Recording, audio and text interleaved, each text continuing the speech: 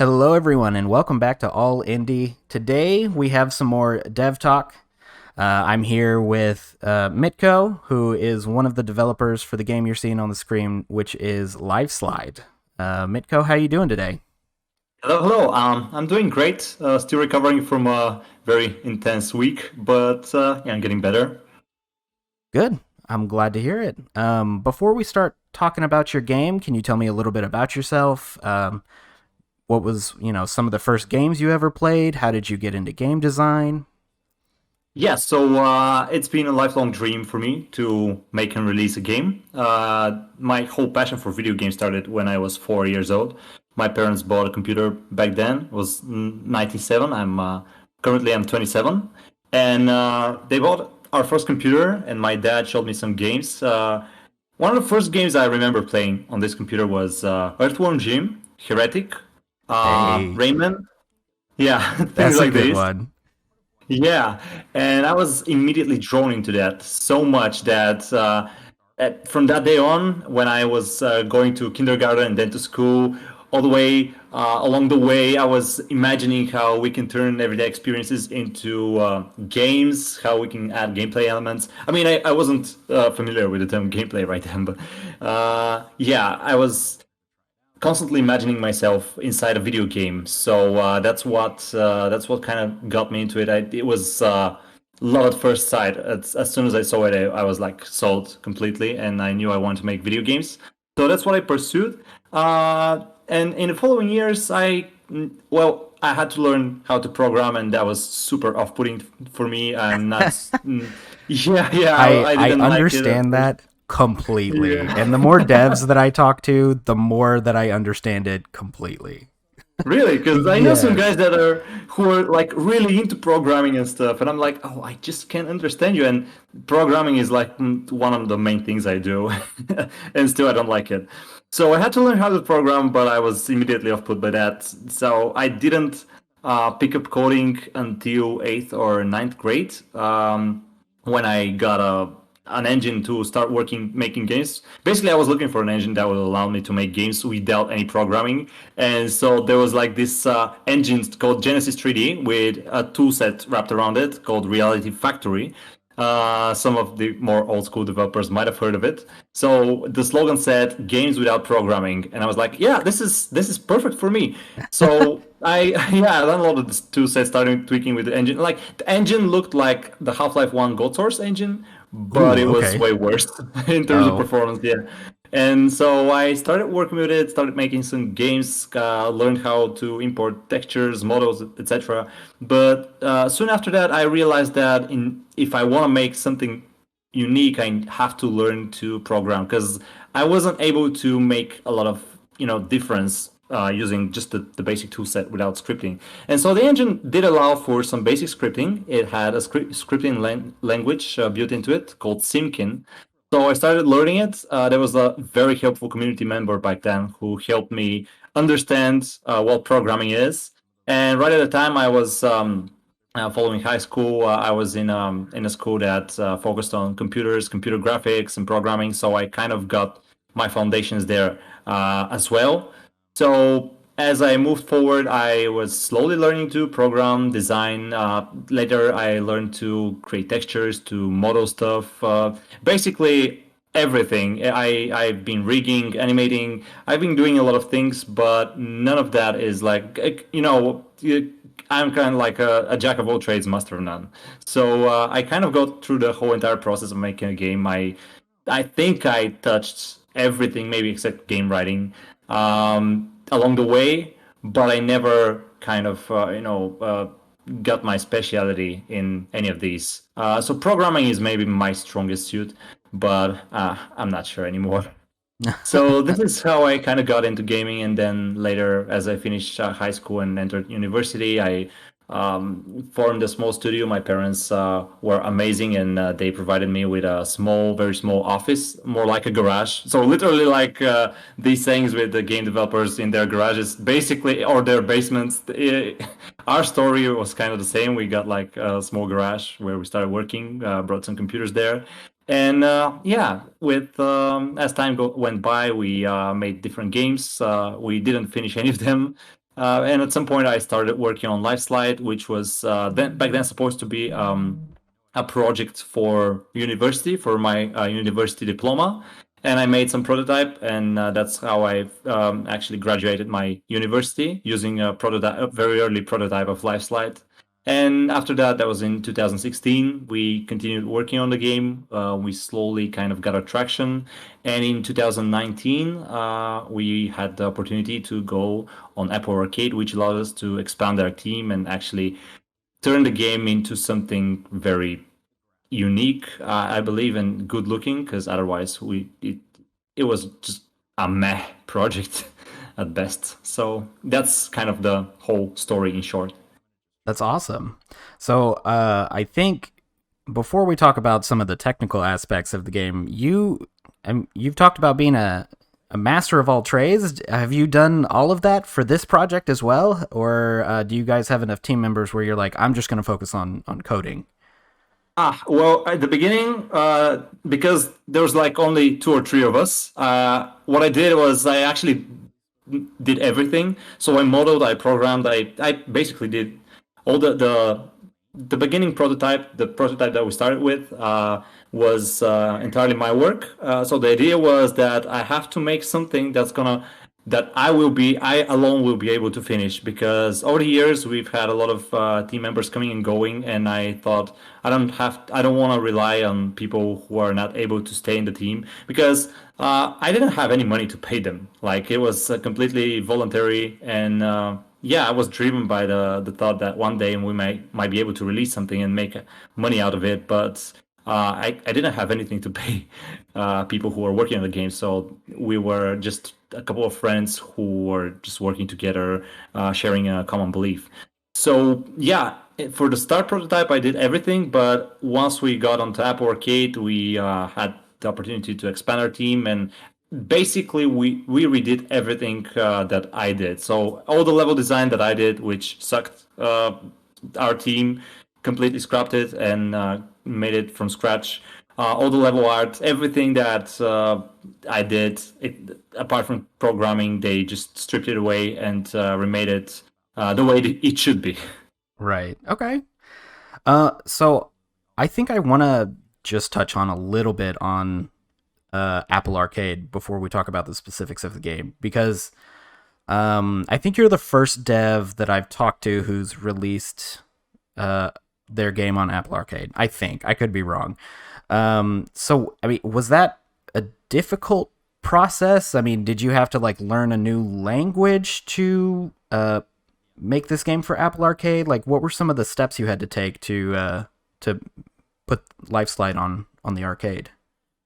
Well, honestly, not gonna lie, for us it has been very, very difficult, and this is because we're not Apple users. I all my entire life I've been working with Windows and I've been using Android phones, and suddenly we had to kind of learn all the intricate details about Macs, about iOS, about tvOS, because we had to support all the devices, and there were quite a few.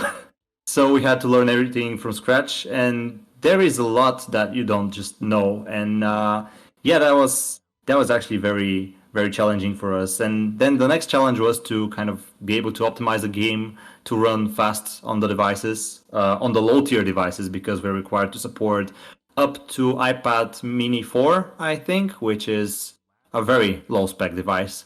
Wow. And yeah, finally, the biggest challenge was getting the controls right, because the game was initially meant to be a PC slash console game, and suddenly we had to make it for mobile, because Apple Arcade, the games on Apple Arcade are mostly played on iOS, and then you don't have that much playability on. I mean, there are people playing on Mac and on tvOS, but their primary devices, from what I've seen, at least for our game, it is iOS. So we had to adapt the controls for mobile, and we did our best. It's still not great.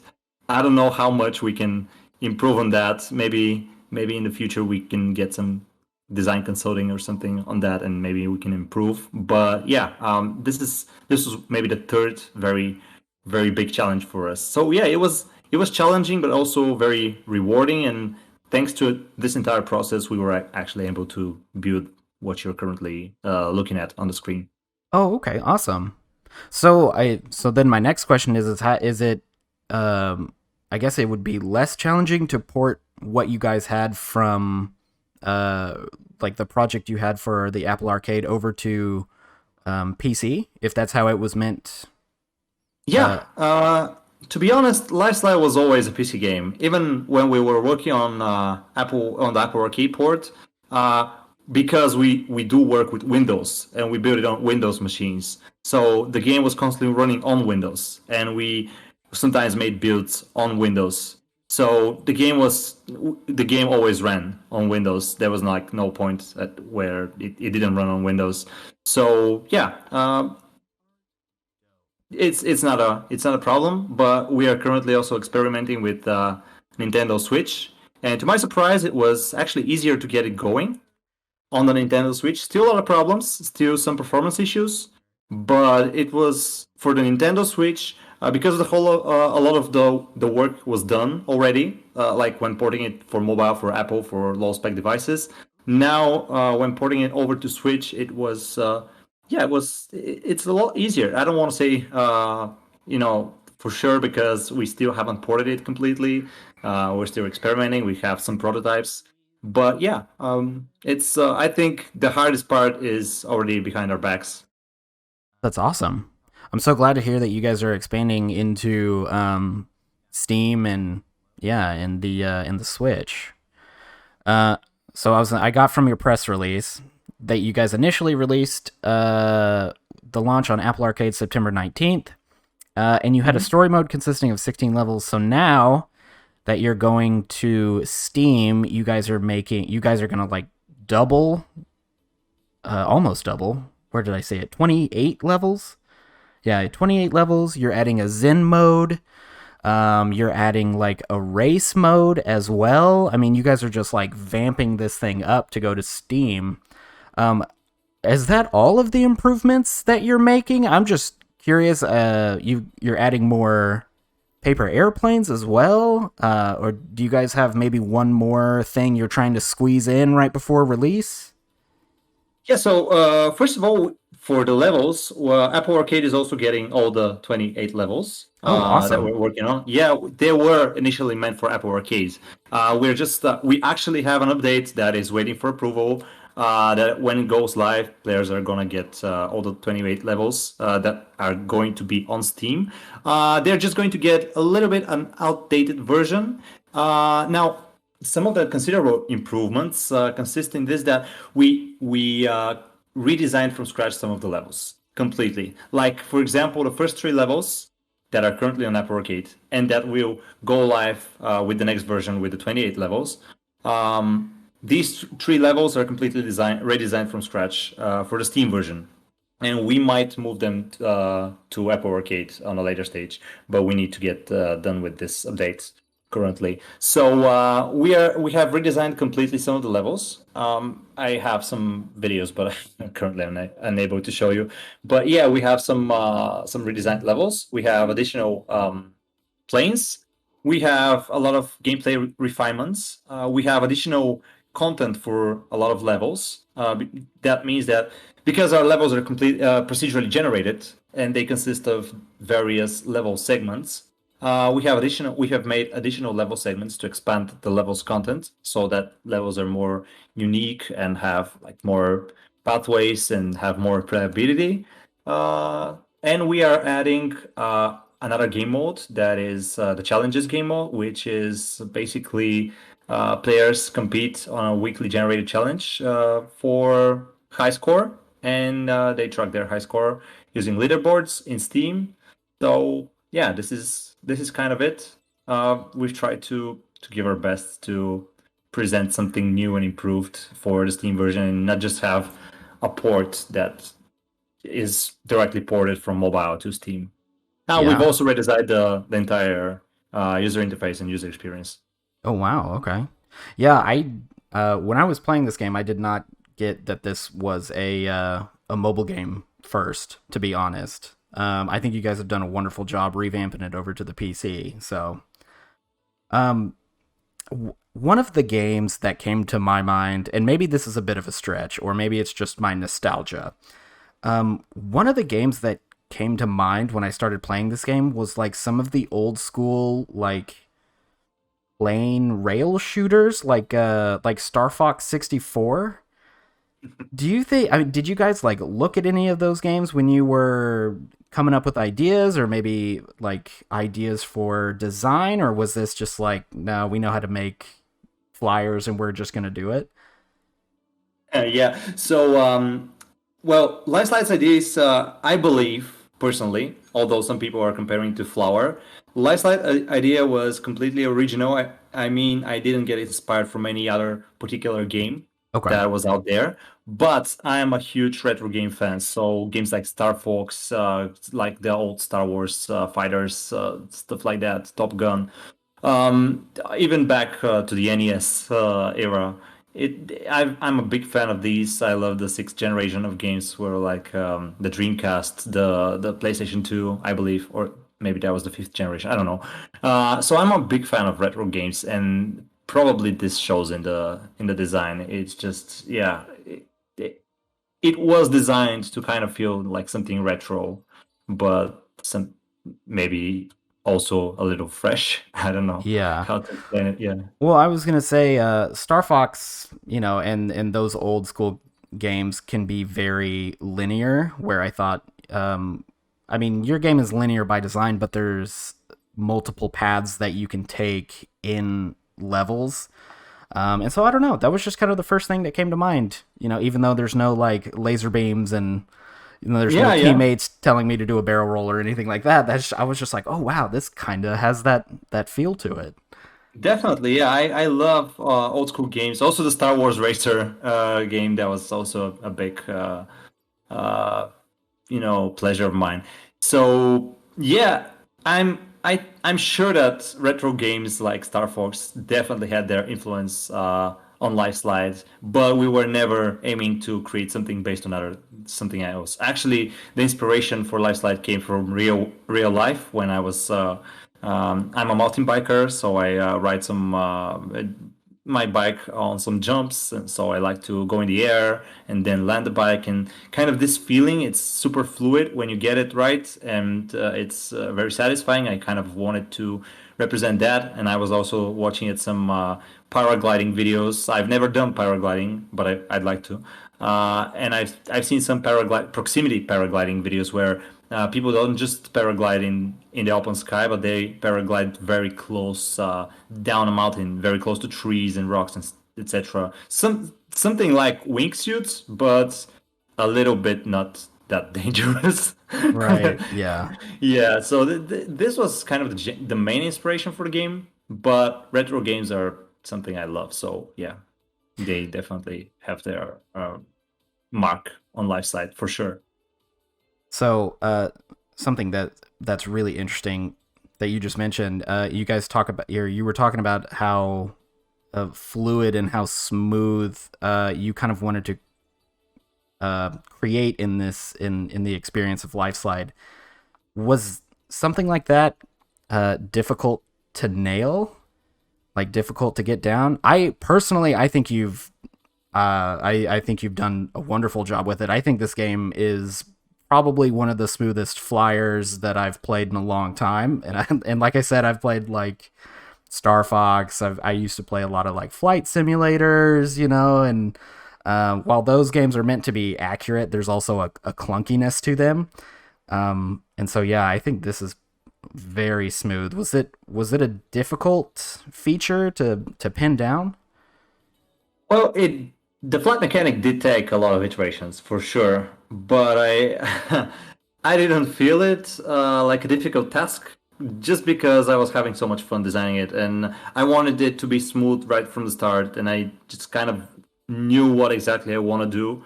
So it was more like tweaking than trying to make something not smooth. It was always smooth, but Oh, I okay. had to tweak a lot of stuff. It was smooth from the beginning, but if I give you a, a one of the prototypes I made in the beginning, and if I have you compare with this, it's still smooth, but it plays nothing like it. It's horrible. I crashed so much. Yeah. Okay, so something I do want to talk about is the power ups because I think I think something that can go I don't want to say wrong, but something that can be like, I don't know, kind of pointless in a flyer like this. It would be a power up Hmm. because you're already moving forward. So you guys have like a boost, you have a jump over a valley, you kind of have the orange, I'll call it like the key power up to open up different pathways. Did you guys, how many sort of power ups did you go through before landing Yeah, on these? we actually these were the only ones we went through, Oh, okay. with the exception of one, which was called integrity. Uh, and the integrity power up can be seen in the Apple Arcade version, where the Apple Arcade version had that the plane also has health there, and you Oh, have to okay. collect the integrity power ups to kind of get this health up. So as opposed to here, where if you just grind in the ground, you kind of lose time. We combined the health and time in one single stat here. Okay. But yeah, on Apple Arcade they are separate, so there's another power up that, and we actually started with that power up. We were not sure how to do it. I wanted to design something that wasn't just like you pick it up and you have it. I wanted to have something that you can use for later. You can keep it for later. At the beginning, we had a timer like 5 seconds, and if you don't use the power up within 5 seconds, then you lose it, and it converts to matter. Matter being these single blue gems that are you collect them and you get money out of them, so you can upgrade. But later, as we saw people play on Apple Arcade, we ditched that because we realized that people were not really happy with this. That the power ups they disappear after some time, so we dropped the timer and kind of let players keep the power ups indefinitely. Oh, okay. Nothing wrong with getting it right on the first try. um, Something that I think is really interesting about Lifeslide is that you guys have connected your levels with stages of life. Uh, Yeah.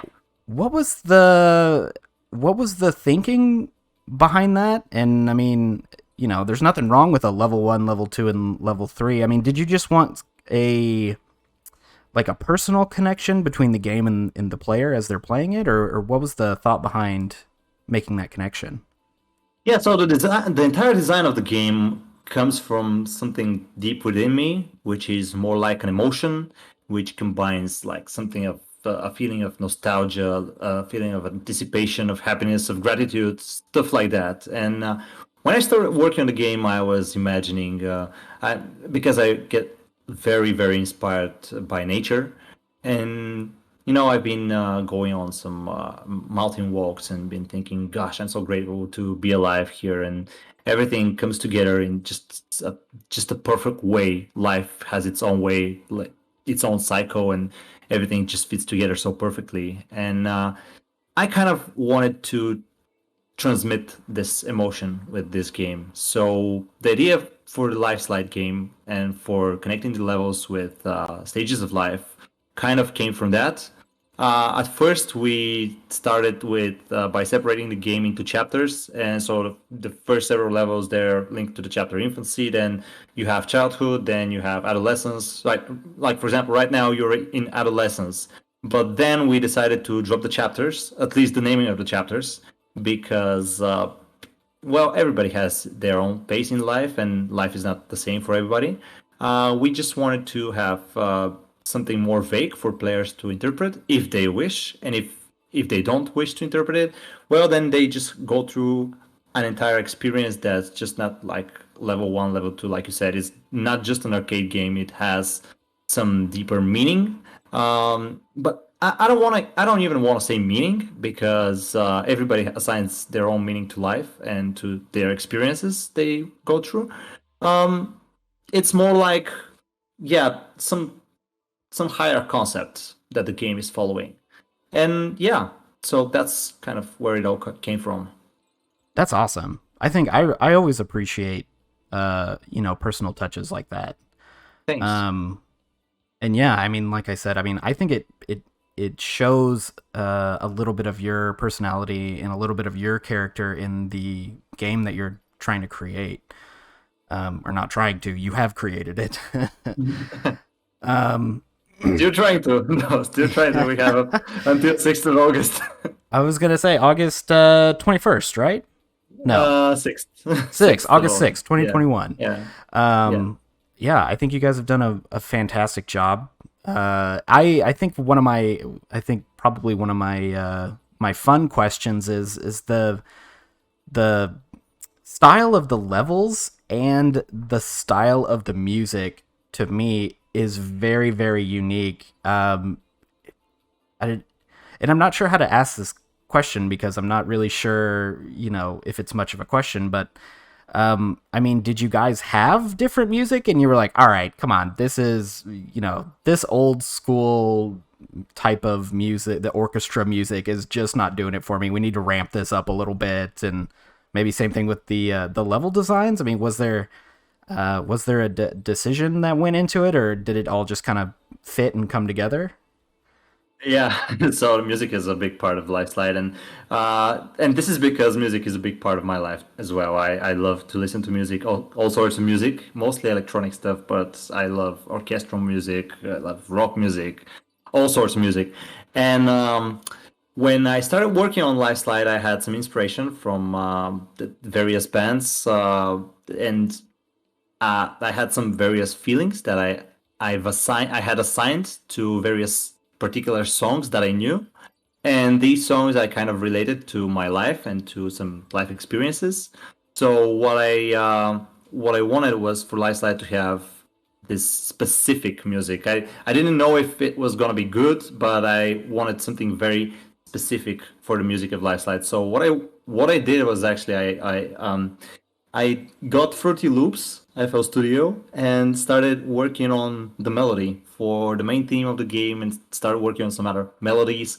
And then I started working with our composer, Alexander Kostov, who is actually super talented and very creative. He does pieces like this all the time. He's currently also working on his own project where he reimagines a single track with different genres. It's really interesting.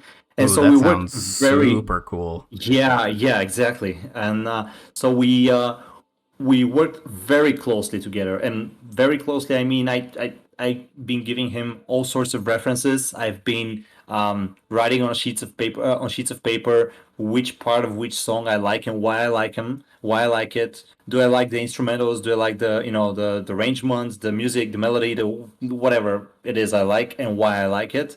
And I've been trying to describe as clearly as possible what we want for each level and how we want to do this.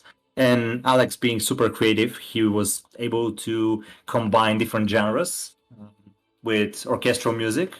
And yeah, this is the final result, which I pretty much I like. Some people they don't vibe with it, but thankfully most people they appreciate it. So yeah, this is kind of how it all out together. And about the level art, when you mention it, the art of the game is as I said in the beginning, it was something that wanted to know. I needed to know that it was something I was able to do if nobody else was left on the team but me. So if I was left, I was the only one left to make this game. I wanted to know that I was going to be able to create the art for the game, and that's why I chose the low poly, because low poly is for me at least it's easier to create. Although there is a lot of uh, there are a lot of stylistic challenges where you have to represent some stuff. But yeah, I want to be able to create the art myself if it came to that. So what I did is in Unity, this is the engine we're using. I wrote a tool which let me paint low poly meshes in a low poly way, so that we have like smooth transitions between different triangles, but they're not actually smooth like color interpolation.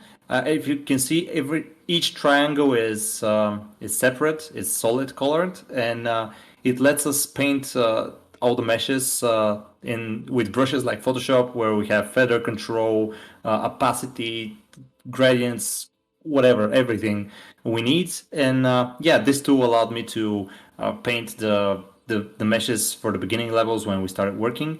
And this is how we we picked the level art. It was something that I needed to be able to do if it came to that. So yeah. I think it worked out. I like it. I'm not sure that I've ever. I know that I've seen like low poly games, but this to me for some reason just stood out because I don't know. It looks a little bit different than your Yeah, typical low poly. So it's the tooling. It's the tooling. The tool that we created to paint the meshes. This is what makes all the difference. oh, that's awesome. Okay, so I got some fun questions for you. Do you have a favorite airplane that you like to play with? Yeah, actually, the second plane, the Cyan one, is my favorite plane. Awesome. Awesome. Do you have a favorite power up, Um, or maybe one maybe that was challenging to design or something like that? maybe the will power up. I think it's everybody's favorite. But I also love the knowledge power up. Well, the knowledge power up is not really a power up. It just lets you interact with stuff. But yeah, well, yeah, I'm gonna say the knowledge because it lets you do various things depending on the level. So yeah, I'm gonna stick with knowledge. Okay. Have your friends and family have they play tested the game? Do they own it on the Apple Arcade? Yeah, my friends and family are super supportive. Everybody has play tested the game. They've been giving us feedback since the start, and this feedback has been super valuable. They don't have it on Apple Arcade because nobody I know has Apple devices over here. But yeah, they're waiting for it on Steam, and they've been super supportive so far. Awesome. I think you've answered all of my questions. Is there any sort of shout outs or thank yous or anything like that you want to say before we end the interview? Yeah, honestly, I want to say a big thank you to the entire team who worked on the project because without them, this was not going to be possible at all. I think they did an amazing job. I'm really proud of us as a team, and I know we've been through a lot of hardships, and basically it's tough managing a team where when you haven't managed a team before. But yeah, they did an amazing job, and this is entirely their contribution, and I'm so grateful for their work. And yeah, this is this is who I want to thank the most. Awesome. Well, thank you very much, Mitko, for your time. Of course, everybody, if you're interested in Lifeslide, check it out on Steam. Do you guys have another website that you put Lifeslide on? Yeah, we have a landing page which is lifeslide.io. So .io. yeah, and we also have a Discord server. Awesome, awesome. Also, check it out on the Apple Arcade if you guys have iPhone devices. And of course, Lifeslide will be out August 6th on Steam 2021. Thank you, Mitko. Thank you for having me. It was a pleasure.